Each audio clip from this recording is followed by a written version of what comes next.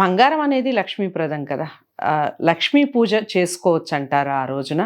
పూజా విధానం ఒకవేళ చేసుకుంటే ఏ విధంగా ఉండాలి? అందరూ చిన్న కాసైనా కొనుక్కోవడం, అది దేవుని దగ్గర పెట్టుకొని పూజ చేసుకోవడం అనేది చేస్తూ ఉంటారు. ఇది ఎంతవరకు కరెక్ట్ అంటారు?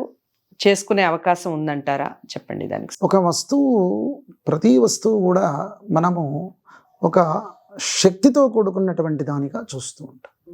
దానిలో బంగారం లక్ష్మీప్రదమైనటువంటిది కాదు అనేటువంటిది ఎట్లాంటి విషయంగా సందేహం అనేటువంటిది లేదు దాంట్లో.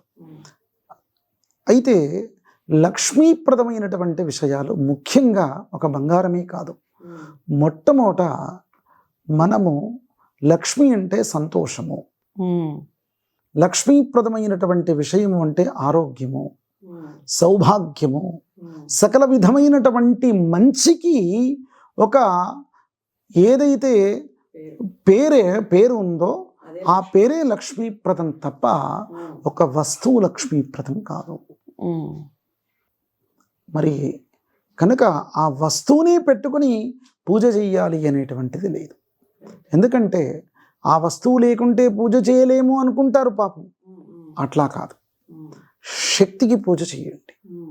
శక్తి అనంటే గౌరీదేవి పసుపుతో పెట్టుకొని ఆ పసుపు గౌరీ దగ్గర పూజ చేయండి. మీ దగ్గర ఆభరణాలు ఉన్నాయా పెట్టండి, ఇంకే అమ్మవారికి వేయండి అక్కడ ఆభరణాలు, ఆ వారికి వేసి మీరు మురిసిపోండి.